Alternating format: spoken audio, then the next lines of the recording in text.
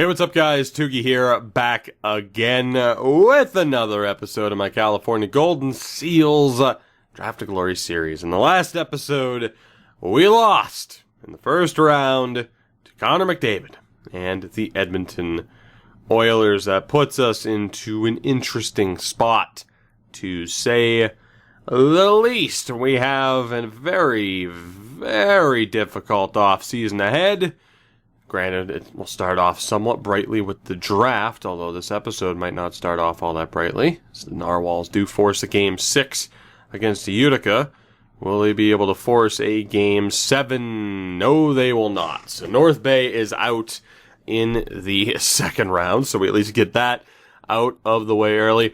But we do have an interesting offseason ahead, where, of course, we have some players that we're going to have to worry about re-signing, including one Brock Stito, and it's tough because quite a few of these players were ones that underperformed and led us to having that first round exit. So it's always nice getting to negotiate with players that, you kind of feel like cost you a decent run in the playoffs. They're the reason you were there, but they also kind of cost you a further run. It's a weird situation. But that said, we're going to do what we always do. We're going to try to rebound as the Utica Comets end up winning the Calder Cup. Montreal wins the Stanley Cup, so the world's about to end, so maybe we don't have to worry about this upcoming offseason. I don't know what's going to happen. I don't know if we're going to lose anybody. I don't know what the cap situation is going to be like. I don't know how the draft is going to go, as Edmonton ended up losing to LA in the next round. It's all wait and see right now. So we'll figure it out as we go along. I think regardless, we're going to have a solid team. That's pretty much a guarantee. But we'll have to see how it goes. Vinehandle wins the Art Ross. McDavid the Hart. Jake Bean won the Norris. Nico Hischier, Lady Bing. Rupert in Dallas wins the Calder. Beck in Montreal, the Conn Smythe. Haley in San Jose won the Vezina. The Jennings to Carter Hart in New York. Volkov, Nico Hischier, the Selke. Ted Lindsay, Ted Lindsay goes to Connor McDavid. Selke goes to Nico Hischier. And the Maurice Richard. The Maurice Richard goes to Grenier. So it was Volkov who won the Masterton. And there you go. And then down in the AHL, it was just a season ago that Roenick absolutely tore apart the league. Unfortunately, we have no representatives this time out in terms of winning any hardware, despite the fact that we actually had a pretty good season down in North Bay. But before we move on, I do want to take a look at some of the progression here. So we're not that bad of a spot. You look at Nazarov, Vita Luoma, Hossa. There was progression, especially down in the AHL as well with some of these top half players. I can't say for sure what we're going to look like. What I do need to correct is that we need to put Fog of War back on for the draft. I'm not cheating. Fog of War goes back on. We only turned it off for the postseason, just to be able to get a look at our opponents. In terms of anything contract renegotiation-wise, I'm not too concerned about it now. I highly doubt there's anybody that we can get at that cheap of a price. Maybe I'll take a look at before the draft, but I highly doubt there's someone we could get for that cheap beforehand, as St. Louis gets the number one pick. So in terms of this discount that still might somehow be considered a mid-season re-signing, we're pretty much set. As Phil Kessel, John Tavares, Brad Marchand, Sean Couturier, Huberdeau, and Skinner all broke 1,000 points in their career, and they all call it quits. Defensively, Dougie Hamilton, Colton Parayko, and others. Michael Matheson, Canucks fans' favorite. Martin Jones also retires with over 400 wins. Sven Sundin has retired, so we'll have to make sure that we sign a European scout. Doesn't necessarily have to be a Finnish-based scout. We could move people around if necessary. Again, in terms of expiring contracts, the big names, Niedermeyer, Sestito, I don't know what we're going to do, whether or not we let Iliakis go as an RFA and get compensation for him. We got a lot to get to. So let's get down to business. It is draft time. Let's see how this goes. We have the 24th overall selection. A great number, if I do say so myself. So let's see, who do we have here? Amari Corso. Don't really trust it. Can't really trust it. There's not enough there. We have a confirmed low elite in Henry Yang, or would it be Henry Jang? I'm not sure. Probably Yang. But still, actually, it might be Jang. I'm thinking it's Jang. Still, decent point total as an 18-year-old. A's and B's, and right now he is the favorite. Valery Suglobov is absolutely not the favorite. We have Yuri Kovalev, the Estonian. Not enough to go off of about the other low elite, Nicholas Lindstrom. B's and C's, so thinking Jang is the way to go here. We have the low elite Matt Kern. B's and C's, not bad, but nothing that can match our top option there. Gilbert Renaud, B's and C's, also not terrible, but yeah, there is a clear choice here in terms of grades. Henrik Franz might not be terrible. D-skating, though, kind of ruins it. Yeah, alright. Well, at the very least, our first round pick is straightforward. Henry Jang from the Regina Pats will be our first selection. A's and B's across the board. Low elite potential, but should have a good starting overall, which for someone picked towards the end of the round, that's a really good find for us. Who do we have from here? Hello. We got Bill Mowers and Pinot as gems. Let me take a look really quickly here at Parazogan. That's not going to happen. Mowers, D-skating kind of ruins him. Sagan-style comparison. Interesting. Colin Noonan, we don't have enough to go off of with you. What about Caleb Pinot? Ooh. Yeah, he's the favorite right now. He is the favorite with that shot over Mowers, for sure. What about Solovyov? I believe it would be. Not enough information on him. Wow, the gems right now. Drew Holtz. Not looking too bad. D-skating, though.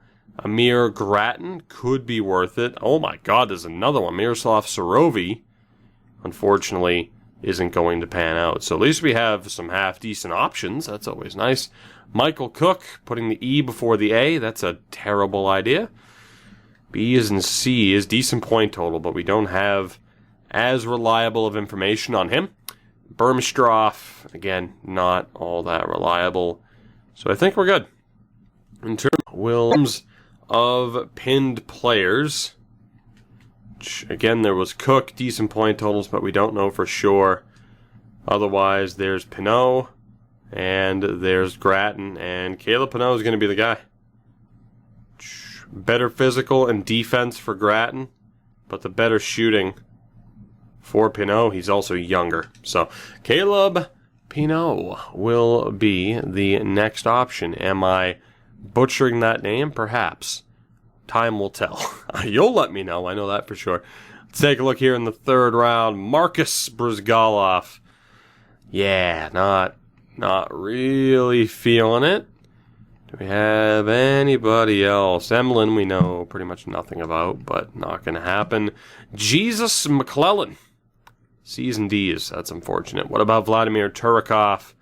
Not enough to go off of with him. Hello, medium elite. Yes, please. Rene Francois. Yes, please, kind of. We have to take him for obvious reasons, but I don't know if he'll ever develop. He's not going to have the highest starting overall. I can guarantee you that. With the skating and defense grades, or attributes, what they were at. You also have Cole Cavanaugh, who wouldn't be too bad, but again, is a terrible skater. As a lot of players end up being. Unfortunately, Patrick Hutchings. No.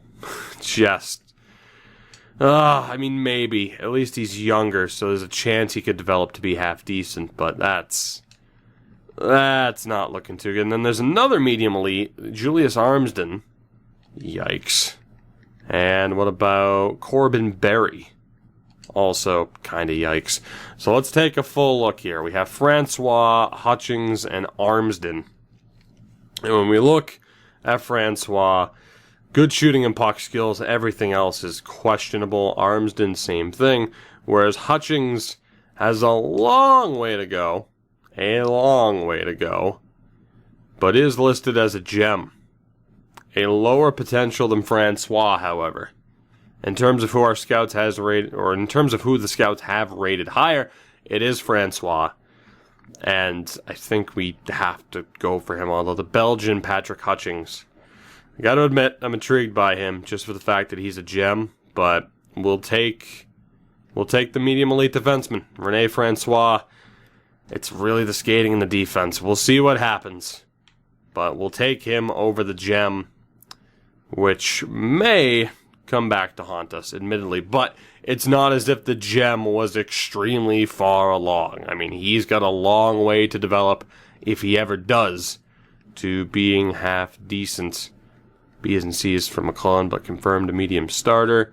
What about Brody Tangrady? 52 points. Again, just god-awful skating.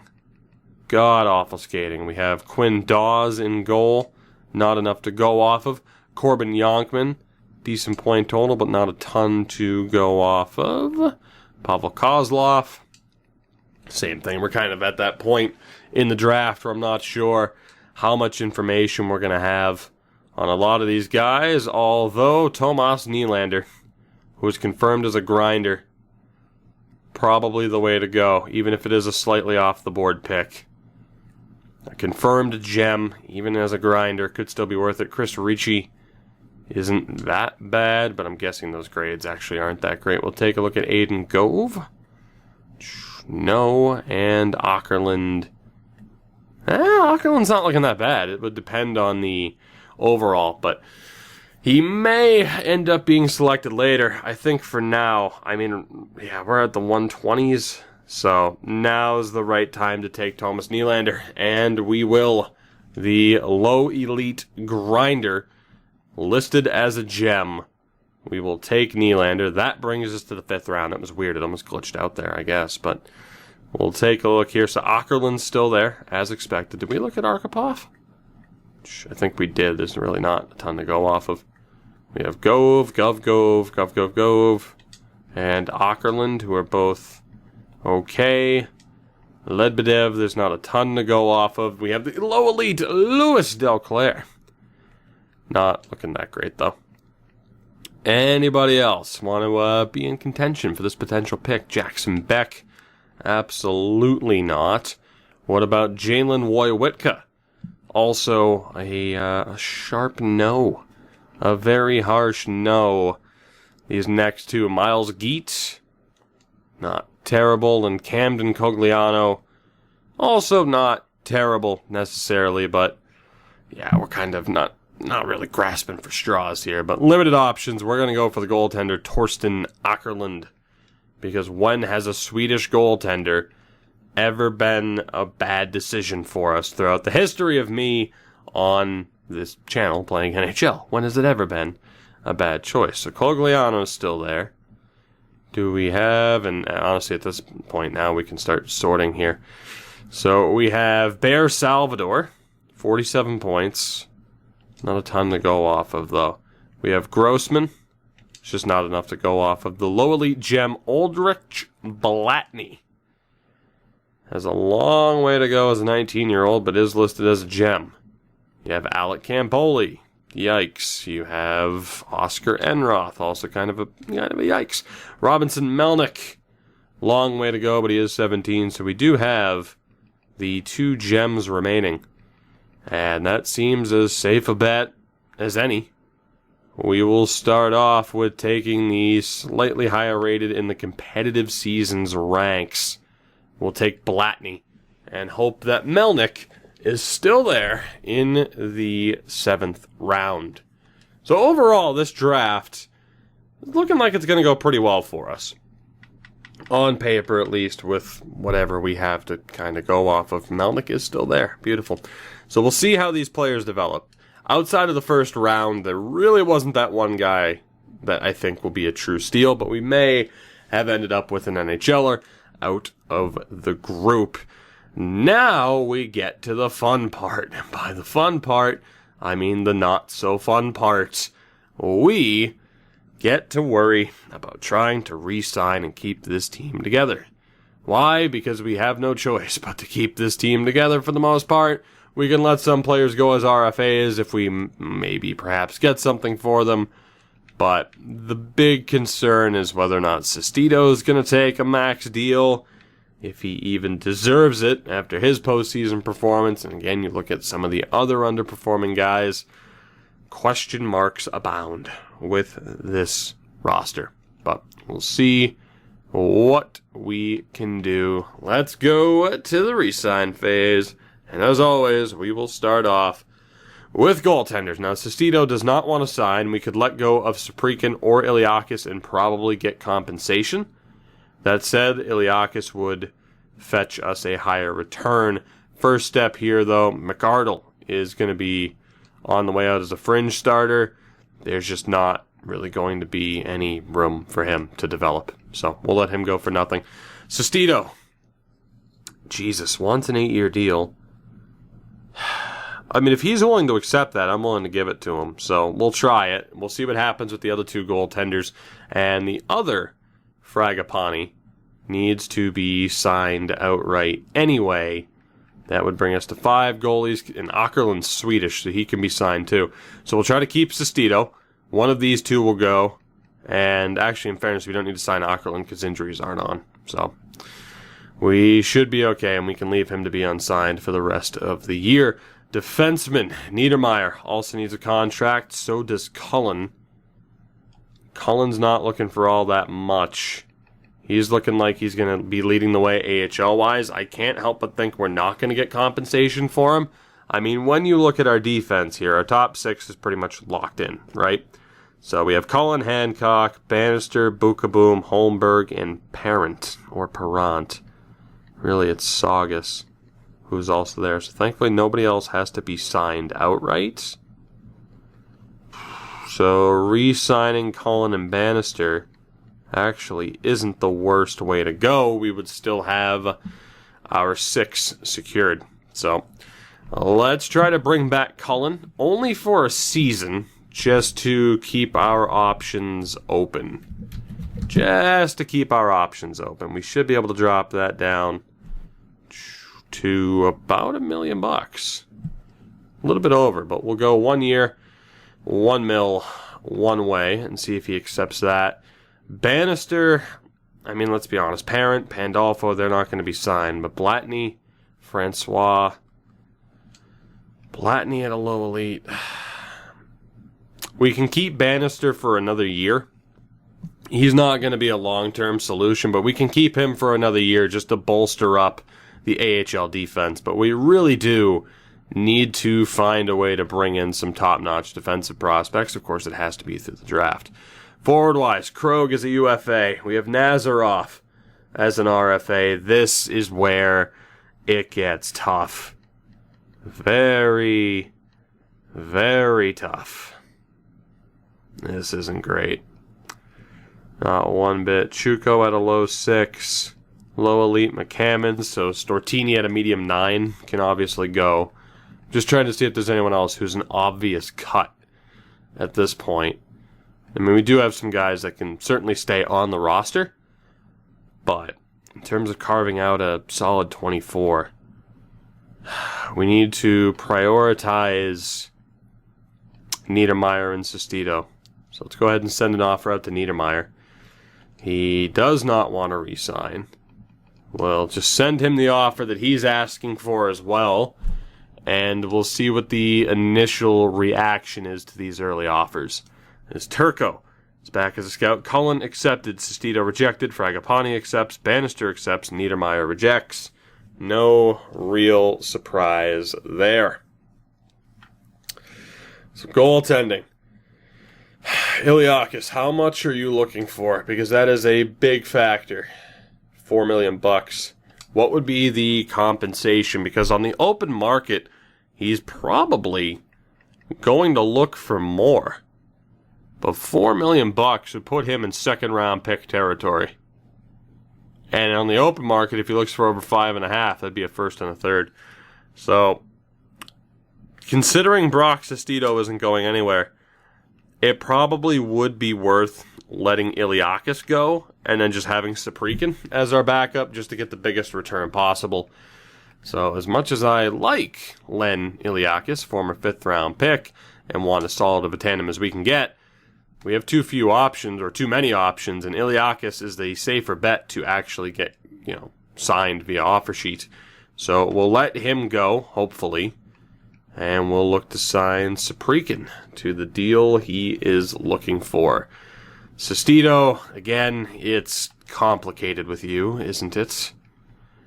Let's try 12 by 8, which is absolutely insane, and might go through. There's no easy negotiation there, though. And then Niedermeyer, we'll try 11.5 by 8. Expensive deal. So again, defensively, we're good as long as Niedermeyer signs. We have our 6 there, so from Cullen down, we have 5, and then 6 with Saugus, no injuries, so we're good. Forward-wise, I kind of want to wait until we know for sure what the cap situation is after, taking care of our defense. Of course, right now we have a ton of RFAs, not all of whom would be signed. I mean, hell, Krog wasn't signed as an RFA last year, so there's never really a guarantee. We got to play it safe so that we don't get stuck with these guys without having actually renegotiated their price. Both big names rejected again. We have a little bit of time to try and carve out these negotiations. We certainly have the money to spend as well. It's helpful that Sestito's looking for term. If we go 12.5 by 8, that's insane. Oh, that is insane. And this is just not going to be sustainable by any stretch of the imagination. We are going to get priced out of some of these guys because they are not wanting to sign. What if we go 12 by 8 with Niedermeyer as well? So we're talking about keeping our best players, but with trading not being a factor at the moment, we're kind of screwed in terms of the price. Both still rejected. So we now need to look to set up this roster in a way that if they leave, we're fine. That's what we're looking at here. So let's try to get everybody else. Krog is looking for 4.3, which is a little bit much, buddy. Let's see if we can get you at 4.2 for 1 year. Just because, again, price-wise, it's a little bit rough. Nazarov, I don't think... Oh, my God. Okay. I really like Nazarov, but holy shit. Are you kidding me that you're looking for that much? You have developed quite quickly. But damn. I gotta be honest, it might be worth trying to let him go for the compensation, because if we were to sign him, it's even for 1 year. Even for 1 year, it'd be about $5 million. Which I guess isn't all that bad when you consider it, but just, god damn.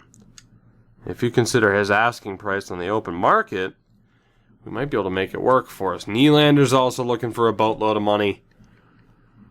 Oh man, this is a rough spot to find ourselves in. You can say we have the money, and we do, but not if we re-sign one of the 2 big players. We don't. And if we lose one of the 2 big players, we are screwed. Sestito, I don't know what to tell you. So we'd have to go $13 million for him. For Niedermeyer, we're looking at $25 million. That leaves us $12 million. We can't do this already. We just can't. There's just no way. So it's I have the option of trying to bring back Niedermeyer and Sestito for a boatload of money, or we let them walk for nothing so that we can afford to actually re-sign guys like Nazarov and Nylander.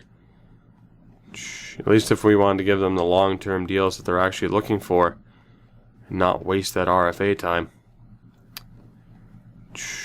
It's just Nazarov and Nylander both looking for that much money. Let's go take a look at the compensation again, because we're in a pretty... Whoa, I did not say quit. Thank you. We're in a pretty interesting spot.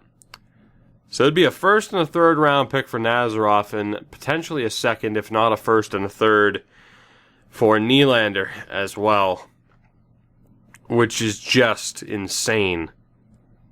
And when you consider a look at like a potential half rebuild, those would be the guys to let go of. I gotta be honest. We're going to do something a little bit crazy here. It is or at least we're upcoming on the 2030-2031 season. We have guys like Fragapane about to hit 30. Now's the right time, in a way, to either go with the core that we have and hope that they improve around them, or go for that slight retooling. And again, the issue is, money-wise, if we try to re-sign Nylander or Sestito, it's going to be very close. I just can't help but think, is Nazarov worth letting go of to get that much back in compensation? We're talking about turning a 7th round pick into a first and a third. Granted, he's already pretty damn good. And what would he be able to do offensively for us?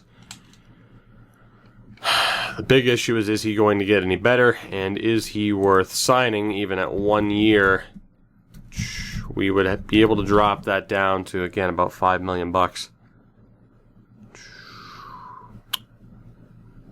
I think, again, that's 520. Jesus.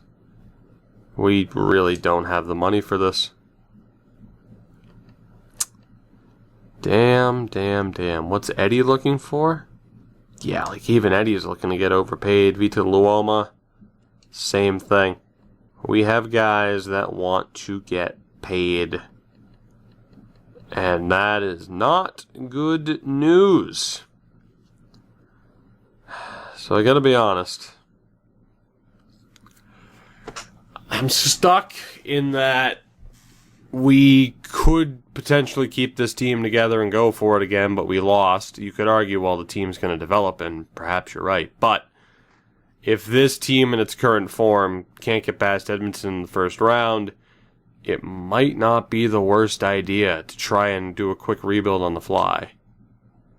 Granted, Kim Nylander is probably worth keeping. We're not really going to get anybody better than him.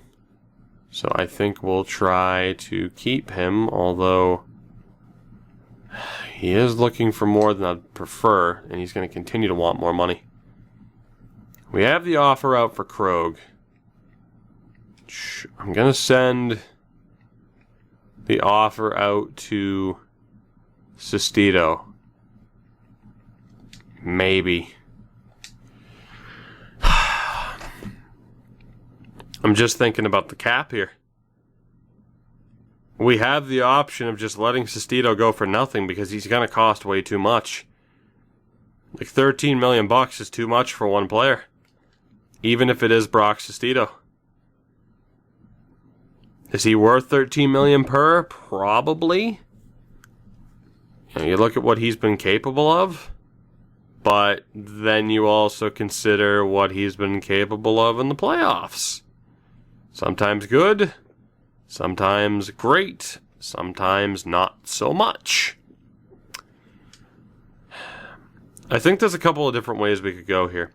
Goaltending-wise, it's either we sign Sestito to the $13 million plus, or we let him go, and we sign Iliakis. And we go with Iliakis and Saprikin as the tandem, Crab and Fragapane in the AHL, and we see what happens. We free up that money. It's less of an issue to bring in Niedermeyer yet again, and then our defense is set. And then forward-wise, the big question of do we let Nazarov go for the sake of potentially turning that into a first and a third, or is he already worth it judging by his stats, which he very well may be. You look at someone like Steve Krog, whether or not he'll accept, he might. If he doesn't, and he's looking for significant amounts, Might be for the best to just let him go too. Nylander, same option with Nazarov. We could get some decent compensation, but he's probably worth signing. And someone like Eddie, I don't think he probably would be signed, actually. Could try to get some sort of compensation for him. Odds are we'd get stuck with him. Vita Loma. What we do with this roster really does depend on what we do with our big-name players. What do we do with Nazarov? What do we do with Niedermayer? What do we do with Sestito? And it's a big enough decision, knowing that the cap crunch is on, not only for this season, but for next. I mean, if we sign Niedermayer and Sestito to these massive deals, that's going to have a major effect on the squad moving forward. So with this being as big of a decision as it is, this is a true fork in the road here. I'm going to call it quits a little bit early on this episode. I want your feedback. I want your input as far as what we do with each of the main players that we've been focused on here for the past couple of minutes. I want to know, who do we keep? Who do we get rid of? Who do we let walk? I want your opinion on that before we continue in the next episode. And on top of that, of course, along with getting the team set up, we'll begin the sim on our next season. And depending on the moves that are made at the beginning of the next episode, we could be looking at a playoff spot, or we could be looking at essentially tanking for a season or two. Regardless, I'm going to end it there. I hope you enjoyed it regardless. I still feel like the draft went relatively okay, but with as big of decisions on the line as we have here, I definitely wanted your input. So until next time, you know the deal. Support the video, support the channel, check out everything in the description. And until next time, have a good one. Catch you later.